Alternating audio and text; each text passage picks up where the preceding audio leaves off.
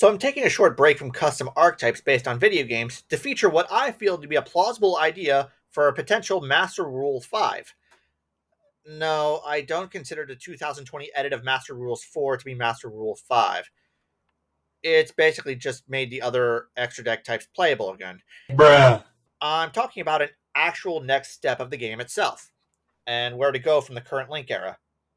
Now, every rendition of Master Rule always introduced a new type of extra deck monster that would be easier to play than the last one. Synchros were easier than fusions, Ixies were easier than synchros, pendulums were easier than Ixies, and links. Don't even get me started with link monsters.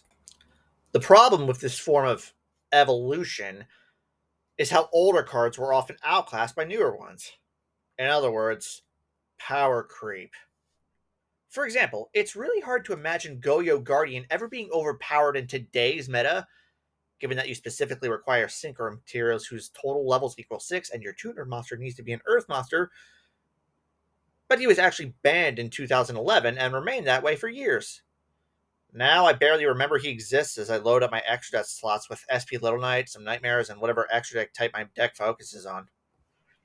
I realize there are actually many exceptions to this statement, but the real point here is that the game's meta basically revolves around 10-minute opening moves, Omni Negates, hand traps, and a coin flip. This sad yet inescapable truth is what inspired me to create a new potential extra deck card type that can address these issues. Energy cards.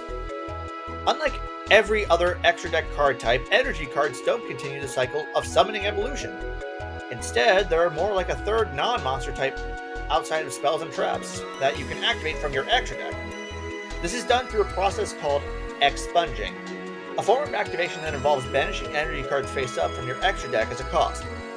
Other traits like conditional conditions or whether or not it's a quick effect can vary from card to card.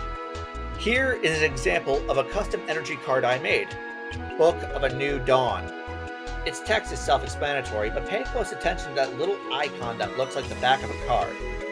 That represents an energy card's level, though it works far differently from a monster's level.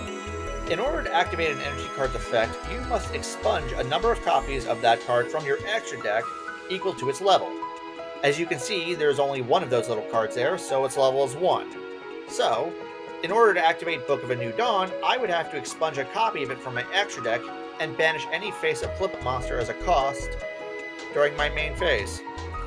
Now here's another energy card I made, Primal Prediction. Right away, you can probably tell it's a lot stronger at a glance, but its level is 3, which is the highest an energy card can be. Obviously, I would have to expunge all 3 copies of it from my extra deck to use this effect even once. But the ability to just stop my opponent's 10-minute turn 1 without worrying about what my opening hand looks like could actually make this worthwhile. Now, I know it seems weird to use a card that so closely resembles Nibiru as an example, but this isn't a total power creep over the original.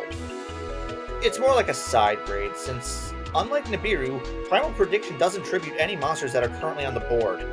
It just prevents both players from flooding the board with any more extra deck monsters for a while. That being said, there's nothing stopping you from activating the actual Nibiru right after Prediction, assuming you have a way to get past the token. The more powerful an energy card's effect is, the more slots it will take up in your extra deck, and the less room you have for essential staple monsters. You only get up to 15 cards in your extra deck, so deck building becomes a matter of deciding whether your core strategy needs monsters or energy cards more. A single SP Little Knight might be better than 2 copies of Pot of Treachery, for example. Now I'll feature one more example, Ojamandala. See how the cards representing its level are more closely spread out? That represents a variable level energy card. With variable levels, you can expunge as many copies as you want upon activation, then you apply the effect based on how many you expunged. In this case, you put an Ojama token on your opponent's board for each copy you expunge. Unlike the original Ojama trio, these ones can be tributed, but they can't be used as extra deck material. In this day and age, it's more annoying for your opponent to restrict the latter. Through this energy card system, the Ojama trio have reached enlightenment, so to speak. Now I'll go over a few rules that apply to all energy cards. First and foremost, they can never go to the graveyard. Ever. You expunge them by banishing them from your extra deck as a cost, and so far, any existing card that would mill something from the extra deck explicitly states monster. Granted, this is because non-monster extra deck cards don't exist in the actual game, but this is something that should be touched upon. If you're forced to mill extra deck monsters but have nothing but energy cards, then you would reveal your extra deck to your opponent to prove it. Speaking of never touching the graveyard, I should point out that floodgates like Imperial Iron Wall and Chaos Hunter exist. Energy cards banish themselves as a cost, so if you can't banish anything, you can't activate energy cards. Period. Also, they never actually touch any of the monster or spell or trap zones, so having all your zones occupied won't stop you from activating them.